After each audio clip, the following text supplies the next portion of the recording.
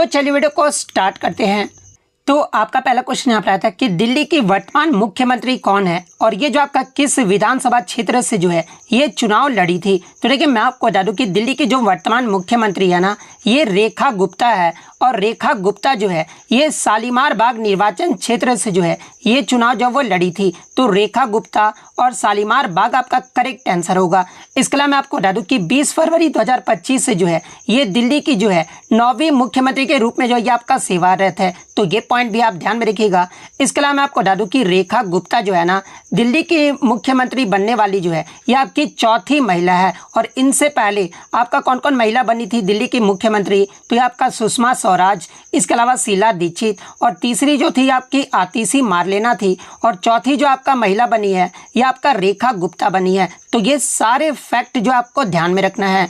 Next question आपका यहाँ पर आता है कि कांग्रेस का दिसंबर 1929 का अधिवेशन जिसे आपका जो है पूर्ण स्वराज का प्रस्ताव जो है पारित किया गया था और इसकी जो अध्यक्षता है ना ये किसके द्वारा जो वो किया गया था। तो देखिए मैं आपको बता दूं कि दिसंबर 1929 में जो है कांग्रेस के लाहौर अधिवेशन में पूर्ण स्वराज प्रस्ताव जो ये आपका पारित किया गया था और 1929 के कांग्रेस के लाहौर अधिवेशन की जो अध्यक्षता है ना ये पंडित जवाहरलाल नेहरू के द्वारा जो वो किया गया था। तो पंडित जवाहरलाल नेहरू आपका यहाँ पे करेक्ट आंसर होगा। इसके अलावा एग्जाम में यहाँ से प्रश्न पूछा जाता है कि 1929 में जो आपका कांग्रेस का लाहौर अधिवेशन हुआ था इस समय जो भारत के वायसराय थे ना ये कौन थे। तो देखिए इस समय जो भारत के वायसराय थे ना ये आपके इरविन रहे थे, तो ये फैक्ट भी आप ध्यान में रखिएगा। और इससे प्रीवियस शिफ्ट में आपसे यहाँ से प्रश्न बना था कि भारतीय राष्ट्रीय कांग्रेस की जो स्थापना है ना ये कब और किसके द्वारा जो वो किया गया था। तो देखिए भारतीय राष्ट्रीय कांग्रेस की जो स्थापना है ना ये आपका 28 दिसंबर 1885 को जो है ये आपका ए हो ह्यूम के द्वारा जो वो किया गया था और कांग्रेस का जो पहला अधिवेशन है ना ये आपका बॉम्बे में 28 से 31 दिसंबर 1885 को जो ये आपका किया गया था और इसकी जो अध्यक्षता है ना यानी पहले अधिवेशन की जो अध्यक्षता है ये WC बनर्जी के द्वारा जो वो किया गया था। तो ये सारे फैक्ट जो आपको ध्यान में रखना है।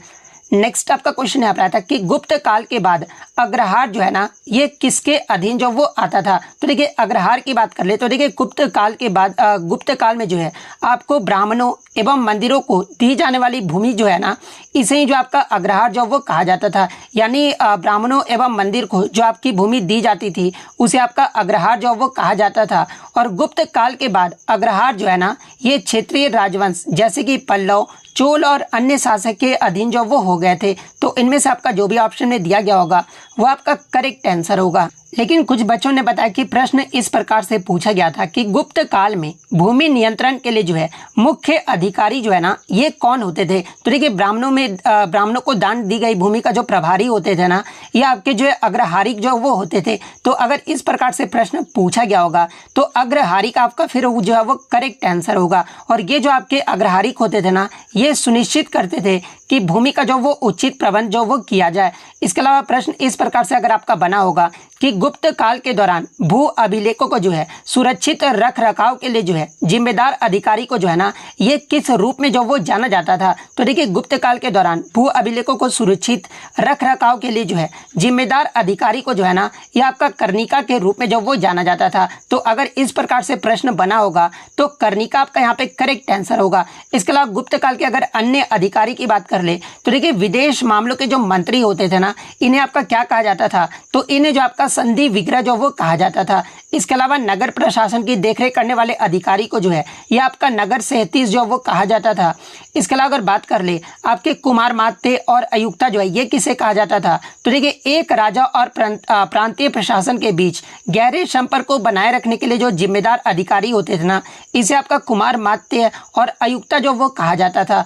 तो ये सारे फैक्ट जो आपको ध्यान में रखना है। नेक्स्ट क्वेश्चन आपका यहाँ पर आता है कि who is the present chairman of ISRO, यानी वर्तमान में इसरो के जो अध्यक्ष है ना ये कौन है। तो देखिए मैं आपको बता दूं कि इसरो के जो 11वां अध्यक्ष और सचिव जो नियुक्त किया गया है ना ये वी नारायणन को जो वो नियुक्त किया गया है। तो तो वी नारायणन आपका करेक्ट आंसर होगा। और देखिए वी नारायणन से पहले जो है आपके इसरो के जो चेयरमैन थे ये कौन थे, तो देखिए वी नारायणन से पहले जो है डॉक्टर एस सोमनाथ थे, जो कि आपके 10वें नंबर के अध्यक्ष जो वो नियुक्त किए गए थे। और डॉक्टर एस सोमनाथ का जो कार्यकाल है ना, ये आपका 15 जनवरी 2022 से लेकर जो है 14 जनवरी 2025 तक रहा था। इसके अलावा बात कर ले कि इसरो का फुल फॉर्म क्या होता है, तो ये आपका भारतीय अंतरिक्ष अनुसंधान संगठन होता है। और इसरो के पहले अध्यक्ष कौन थे, तो ये आपके विक्रम साराभाई थे। इसके अलावा बात कर ले इसरो के सबसे लंबे समय तक जो है सेवा करने वाले अध्यक्ष कौन थे, तो ये आपके प्रोफेसर सतीश धवन थे। और इनका जो कार्यकाल है ये आपका 1973 से 1984 यानी टोटल 12 वर्षों तक रहा था। तो ये सारे फैक्ट जो आपको ध्यान में रखना है। नेक्स्ट आपका क्वेश्चन यहाँ पर आया था कि who is the present controller and auditor general of India. और मैं आपको बता दूं कि ये प्रश्न जो आपका रिपीटेड है, यानी भारत के वर्तमान में जो है नियंत्रक और महालेखा परीक्षक जो है ये कौन है। तो देखिए वर्तमान में जो आपके नियंत्रक और महालेखा परीक्षक है ना, ये आपके के संजय मूर्ति है। और के संजय मूर्ति जो है ये कितने नंबर के सीएजी हैं, तो ये आपके 15वें नंबर के जो वो सीएजी हैं। और इनसे पहले जो थे ये आपके वेणुगोपाल रॉय थे। तो के संजय मूर्ति आपका करेक्ट आंसर होगा। नेक्स्ट आपका क्वेश्चन यहाँ पर आया था कि 2024 की कौन सी योजना जो है जो निवेश विनिर्माण स्किल से जो है आपका संबंधित है। तो देखिए मैं आपको बता दूं कि ये जो आपका मेक इन इंडिया पहल जो है ना, इसे आपका 25 सितंबर 2014 को जो है इसे शुरू किया गया था। और मेक इन इंडिया का जो उद्देश्य था ना, ये आपके निवेश को जो है सुविधाजनक बनाना, इसके अलावा नवाचार को बढ़ावा देना, सर्वश्रेष्ठ विनिर्माण बुनियादी ढांचे का निर्माण करना, व्यापार करना और व्यापार को जो आसान बनाना, और साथ ही साथ जो है कौशल विकास को जो वो बढ़ावा देना था। तो मेक इन इंडिया पहल आपका यहाँ पे करेक्ट आंसर होगा। नेक्स्ट आपका क्वेश्चन यहाँ पर आया था कि प्रधानमंत्री नरेंद्र मोदी 43 साल बाद में जो है किस खाड़ी देश की यात्रा करने वाले जो है ये पहले भारतीय प्रधानमंत्री जो वो बन गए हैं। तो देखिए मैं आपको बता दूं कि प्रधानमंत्री नरेंद्र मोदी जो है 43 साल में जो है ये आपके कुवैत देश की यात्रा करने वाले जो है ना, ये पहले भारतीय प्रधानमंत्री जो वो बन गए हैं। तो कुवैत आपका यहाँ पे करेक्ट आंसर होगा। नेक्स्ट आपका क्वेश्चन यहाँ पर आता है कि स्वदेशी आंदोलन जो है ना, ये कब शुरू हुआ था। तो देखिए स्वदेशी आंदोलन जो है ये आपका 7 अगस्त 1905 को जो है बंगाल के कलकत्ता टाउन हॉल में जो इसे आपका घोषणा जो वो किया गया था। तो 7 अगस्त 1905 आपका यहाँ पे करेक्ट आंसर होगा। इसके अलावा मैं आपको बता दूं कि जब स्वदेशी आंदोलन हुआ था उसी समय भारत के जो तत्कालीन वायसराय थे ये आपके करजन थे। और करजन ने ही जो है जुलाई 1905 में जो है ना ये बंगाल विभाजन की घोषणा भी जो वो किए थे। और इसी के लिए जो है स्वदेशी आंदोलन की जो शुरुआत है ना, ये आपका 1905 में बंगाल विभाजन के विरोध में जो वो किया गया था। तो 1905 आपका करेक्ट आंसर होगा। इसके अलावा मैं आपको बता दूं कि स्वदेशी आंदोलन का जो मुख्य उद्देश्य था ना, ये आपके ब्रिटिश वस्तुओं का जो आपका बहिष्कार करना था और स्वदेशी उत्पादनों को जो ये आपका बढ़ावा देना था। तो ये पॉइंट भी आप ध्यान में रखिएगा।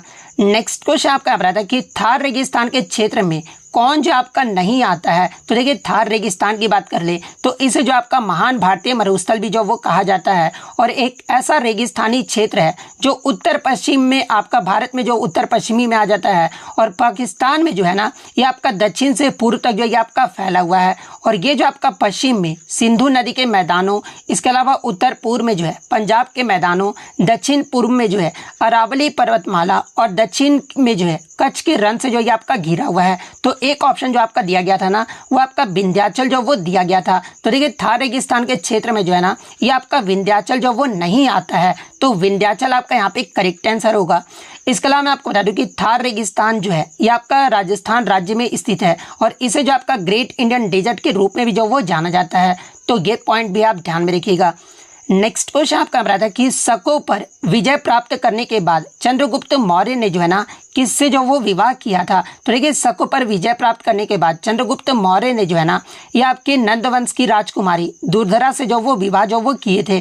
और दुर्धरा से ही जो है इनका जो पुत्र रहा था वो बिंदुसार रहे थे। यानी बिंदुसार जो ये किसके बेटे थे, तो ये आपके चंद्रगुप्त मौर्य के बेटे थे। और बाद में मैं आपको बता दूं कि उन्होंने जो है यूनानी शासक सेल्यूकस निकेटर की बेटी हेलेना से भी जो वो विवाह किया था, जो कि आपका एक राजनीतिक गठबंधन था। तो इसमें आपका इस प्रकार से क्वेश्चन पूछा गया था। तो दुर्धरा आपका यहाँ पे करेक्ट आंसर होगा। लेकिन बहुत सारे बच्चों ने बताया कि सर चंद्रगुप्त मौर्य नहीं, चंद्रगुप्त द्वितीय के बारे में पूछा गया था। तो देखिए मैं आपको बता दूं कि शक शासक को हराने के बाद चंद्रगुप्त द्वितीय ने जो है ना, ये आपके ध्रुव स्वामिनी से जो वो शादी के थे, जो कि आपकी एक राजकुमारी थी, और इनकी बेटी का जो नाम था ना वो प्रभावती था। और उन्होंने जो है नाग राजकुमारी कुबेर नाग से भी जो वो शादी किए थे, जिससे उन्हें प्रभावती नाम की एक बेटी हुई थी। और उन्होंने अपनी बेटी प्रभावती का जो विवाह है ना, ये वाकाटक वंश के राजा नरेश रुद्रसेन द्वितीय से जो वो किया था। तो ये फैक्ट भी आप ध्यान में रखिएगा। तो अगर चंद्रगुप्त द्वितीय के बारे में पूछा गया होगा तो ध्रुव स्वामिनी आपका यहाँ पे करेक्ट आंसर होगा। नेक्स्ट आपका क्वेश्चन यहाँ पर आया था कि नरेंद्र मोदी ने गति शक्ति जो है ये किस लिए लाया था। तो देखिए 15 अगस्त 2021 को जो है ना, ये आपका पीएम गति शक्ति योजना की घोषणा जो वो किया गया था। और ये जो आपका पीएम गति शक्ति योजना का जो मकसद था ना, ये देश में विश्व स्तरीय बुनियादी ढांचा जो वो तैयार करना था। तो ये वाला ऑप्शन आपका करेक्ट आंसर होगा। नेक्स्ट क्वेश्चन आपका यहाँ पर आया था रैम का जो है कार्य जो वो पूछा गया था। तो देखिए रैम का जो फुल फॉर्म होता है ये आपका रैंडम एक्सेस मेमोरी होता है, और इसका जो कार्य है ना, ये आपका कंप्यूटर का एक अस्थायी स्टोरेज जो कि आपका सीपीयू यानी सेंट्रल प्रोसेसिंग यूनिट को जो है डेटा और निर्देशों को जो है ये आपका जल्दी से एक्सेस करने की सुविधा जो वो प्रदान करता है। और ये डेटा को जो है ये आपका स्थायी रूप से स्टोर करता है, जिसे आप वर्तमान में उपयोग कर रहे हैं, जैसे कि ओपन एप्लीकेशन या फिर दस्तावेज। जब आप कंप्यूटर बंद करते हो ना, तो रैम में जो ये आपका डेटा जो है ना वो आपका संग्रही जो वो मिट जाता है। इसलिए ये जो आपका रैम है ना, एक आपका जो है अस्थिर मेमोरी यानी वोलेटाइल मेमोरी है। तो ये पॉइंट भी आप ध्यान में रखिएगा। तो ये वाला ऑप्शन आपका करेक्ट आंसर होगा। नेक्स्ट क्वेश्चन आपका यहाँ पर आया था कि निशुल्क न्यायिक सहायता यानी फ्री लीगल एड जो है ना, ये किस में शामिल किया गया है। जहाँ पे ऑप्शन में आपका मौलिक कर्तव्य, मौलिक अधिकार और डीपीएसपी जो वो दिया गया था। तो देखिए निशुल्क न्यायिक सहायता को जो है ना, ये आपका डीपीएसपी यानी राज्य के नीति निर्देशक सिद्धांत में जो है इसे शामिल किया गया है। तो डीपीएसपी आपका करेक्ट आंसर होगा। और डीपीएसपी का जो वर्णन है ये आपका भाग 4 में जो वो किया गया है। इसके अलावा मैं आपको बता दूं कि निशुल्क न्यायिक सहायता को जो है ना, ये आपके 42वें संविधान संशोधन के द्वारा जो वो जोड़ा गया था। और ये जो आपका राज्य का कर्तव्य होगा कि वह सभी को न्याय प्राप्त करने का जो है समान अवसर प्रदान करे, जिसमें निशुल्क कानूनी सहायता भी जो ये आपका शामिल है। तो ये फैक्ट भी आप ध्यान में रखिएगा। नेक्स्ट आपका क्वेश्चन यहाँ पर आया था कि अंतर्राष्ट्रीय ओलंपिक समिति यानी IOC के जो है ना 10वें अध्यक्ष के रूप में जो है ये किसे चुना गया है। तो देखिए मैं आपको बता दूं कि जिम्बाब्वे की क्रिस्टी कोवेंट्री को जो है ना इस पद के लिए चुने जाने वाली जो है ये आपका पहली महिला और अफ्रीकी है। तो आपका जिम्बाब्वे की क्रिस्टा कोवेंट्री आपका यहाँ पे करेक्ट आंसर होगा। और ये जो आपका कब जो है इस पद पर आएगी। तो देखिए मैं आपको बता दूं कि 23 जून 2025 को जो है जर्मन थॉमस बक का जो कार्यकाल है ना वो खत्म हो जाएगा, और इसके बाद जो ये जगह जो वो लेगी। तो ये पॉइंट भी आपको ध्यान में रखना है। इसके अलावा एग्जाम में यहाँ से एक प्रश्न बनेगा कि कौन सा भारतीय जो है 2025 में अंतर्राष्ट्रीय ओलंपिक समिति का सदस्य है। तो ये आपका नीता अंबानी है। इसके अलावा बात कर ले IOC का जो मुख्यालय ये कहाँ पर स्थित है। तो ये आपका लॉजेन स्विट्जरलैंड में स्थित है। तो ये पॉइंट भी आप ध्यान में रखिएगा। नेक्स्ट क्वेश्चन आपका बता दें कि किस उपन्यास को जो है 2024 बुकर पुरस्कार के लिए जो वो चुना गया है। तो देखिए मैं आपको बता दूं कि ब्रिटेन के सामंता हार्वे के द्वारा ये जो आपका ऑर्बिटल जो पुस्तक है ना, इसी पुस्तक को जो है 2024 का बुकर पुरस्कार के लिए जो वो चुना गया है। तो ऑर्बिटल आपका यहाँ पे करेक्ट आंसर होगा। इसके अलावा मैं आपको बता दूं कि कितने भारतीयों ने जो है अभी तक बुकर पुरस्कार जो वो जीता है। तो देखिए मैं आपको बता दूं कि 3 भारतीय जो है ना अब तक बुकर पुरस्कार जो वो जीत चुके हैं। और वो 3 भारतीय कौन कौन से हैं। तो पहली आपके बुकर पुरस्कार जीतने वाली आपकी अरुंधति रॉय है, जिन्हें आपका 1997 में जो है the God of small things के लिए जो है आपका बुकर पुरस्कार जो वो दिया गया था। दूसरे आपके किरण देसाई हैं, जिन्हें आपका 2006 में जो है द इनहेरिटेंस ऑफ लॉस के लिए जो वो दिया गया था। और तीसरे आपके अरविंद अडिगा हैं, जिन्हें आपका 2008 में जो है ना द वाइट टाइगर पुस्तक के लिए जो है इन्हें जो आपका मैन बुकर पुरस्कार से जो वो सम्मानित किया गया था। तो ये पॉइंट भी आप ध्यान में रखिएगा। तो ये तो हो गया आपका मैन बुकर के बारे में। अगर आपसे जो है पूछा जाए कि बुकर पुरस्कार किस क्षेत्र से आपका संबंधित है, तो ये आपका साहित्य के क्षेत्र से जो वो संबंधित है। और 2024 का अगर आपसे अंतर्राष्ट्रीय बुकर पुरस्कार के बारे में पूछा जाए, वो तो आपका बुकर पुरस्कार हो गया। 2024 का अगर अंतर्राष्ट्रीय बुकर पुरस्कार पूछा गया होगा, तो देखिए मैं आपको बता दूं कि जेनी एर्पनबेक के द्वारा लिखित और माइकल हॉफमैन के द्वारा अनुवादित पुस्तक कैरोश को जो है ना ये आपका 2024 का अंतर्राष्ट्रीय बुकर पुरस्कार जो वो दिया गया है। तो अगर ये पूछा गया होगा तो कैरोश फिर आपका यहाँ पे करेक्ट आंसर होगा। और कैरोश जो है ये आपका जो वो जर्मन उपन्यास है। तो ये पॉइंट भी आप ध्यान में रखिएगा। नेक्स्ट आपका क्वेश्चन यहाँ पर आता है कि वफ व्हील में जो है क्या परिवर्तन किया गया है? तो देखिए वक्फ संशोधन विधेयक की बात कर ले तो ये जो आपका 2025 में भारतीय लोकसभा में जो है 8 अगस्त 2024 को जो ये आपका पेश किया गया था और इस विधेयक में जो है ना 1923 के मुस्लिम वक्फ अधिनियम को जो ये आपका रद्द करने और 1995 के जो है वक्फ अधिनियम में संशोधन करने का प्रस्ताव जो ये आपका रखा गया है। और वक्फ बिल में जो है कई महत्वपूर्ण परिवर्तन किए गए हैं, जैसे कि इन परिवर्तन में गैर मुस्लिम सदस्यों और महिलाओं को जो है वक्फ बोर्ड में शामिल करना, इसके अलावा वक्फ संपत्तियों को डिजिटलीकरण करना, इसके अलावा कलेक्टर का सर्वेक्षण का अधिकार देना, इसके अलावा ट्रिब्यूनल के फैसले के खिलाफ हाई कोर्ट में अपील की अनुमति भी जो वो शामिल है। तो इनमें से आपका जो भी ऑप्शन में दिया गया होगा वो आपका करेक्ट आंसर होगा। नेक्स्ट आपका क्वेश्चन यहाँ पर आया था कि what is the main source of irrigation in India, यानी भारत में सिंचाई के मुख्य स्रोत में से जो है ना इनमें से कौन सा है? तो देखिए भारत में सिंचाई का जो मुख्य स्रोत है ना ये आपका अंडरग्राउंड वाटर है, यानी भूजल है, जिसे आपका कुएं और नलकूप यानी ट्यूबवेल से जो ये आपका निकाला जाता है। इसके अलावा मैं आपको बता दूं कि नहरें और तालाब भी जो है ना ये आपके सिंचाई के जो वो महत्वपूर्ण स्रोत हैं। तो इनमें से आपका जो भी ऑप्शन में दिया गया होगा वो आपका करेक्ट आंसर होगा। नेक्स्ट आपका कंप्यूटर से प्रश्न आया था कि अगर मैं माइक्रोसॉफ्ट विंडोज में L+ टैब दबाता हूं तो क्या होगा? तो देखिए मैं आपको बता दूं कि माइक्रोसॉफ्ट विंडोज में जो है L+ टैब दबाने से जो है ना ये विभिन्न खुली हुई विंडो या फिर एप्लीकेशन के बीच जो है ये आप जो वो स्विच कर सकते हैं। तो ऑप्शन में आपका एप्लीकेशन स्विच जो वो दिया गया था, तो एप्लीकेशन स्विच आपका करेक्ट आंसर होगा। नेक्स्ट आपका क्वेश्चन यहाँ पर आया था कि ये तो मैंने आपको बता दिया है। प्रश्न इस प्रकार से था कि गुप्त साम्राज्य में सामंत और भक्ति जो है ना ये किसे कहते थे? तो देखिए गुप्त साम्राज्य में सामंत और भक्ति जो है ना ये आपके दो अलग अलग संदर्भों में उपयोग किए जाते थे। जैसे कि सामंत जो होते थे ये आपके राजा के अधीन शासक थे जो राजा को सेना और धन जो ये प्रदान करते थे। इसके अलावा भक्ति का जो अर्थ होता था ये राजा के प्रति निष्ठा और समर्पण होता था। तो ये वाला ऑप्शन आपका यहाँ पे करेक्ट आंसर होगा। नेक्स्ट आपका यहाँ पर आता है कि which is an example of osmosis in kitchen, यानी रसोई में परासरण यानी ऑस्मोसिस का जो है एक उदाहरण कौन सा है? तो देखिए मैं आपको बता दूं कि ऑस्मोसिस के जो उदाहरण है ना रसोई में, एक तो आपका अचार बनाना हो गया, सेकंड आपका सूखे मेवों को पानी में भिगोना, इसके अलावा सलाद के पत्तों को पानी में भिगोना, नमक से मछली को सुखाना, ये सभी जो आपके उदाहरण है ना ये आपके रसोई में ऑस्मोसिस के जो है एक उदाहरण है। तो इनमें से आपका जो भी ऑप्शन में दिया गया होगा वो आपका यहाँ पे करेक्ट आंसर होगा। नेक्स्ट आपका क्वेश्चन यहाँ पर आया था कि OCI का जो फुल फॉर्म जो वो पूछा गया था। तो देखिए OCI का जो फुल फॉर्म होता है ना ये आपका ओवरसीज सिटीजनशिप ऑफ इंडिया होता है। तो ओवरसीज सिटीजनशिप ऑफ इंडिया आपका करेक्ट आंसर होगा।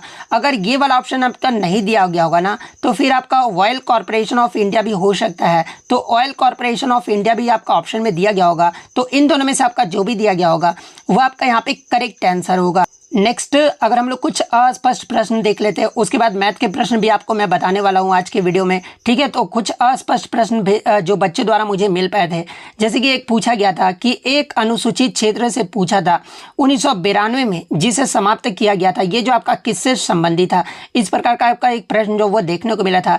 एग्जैक्टली क्या प्रश्न था ये जो आप कमेंट करके जरूर बताइएगा। हो सकता है 73वें संविधान संशोधन से आपका कुछ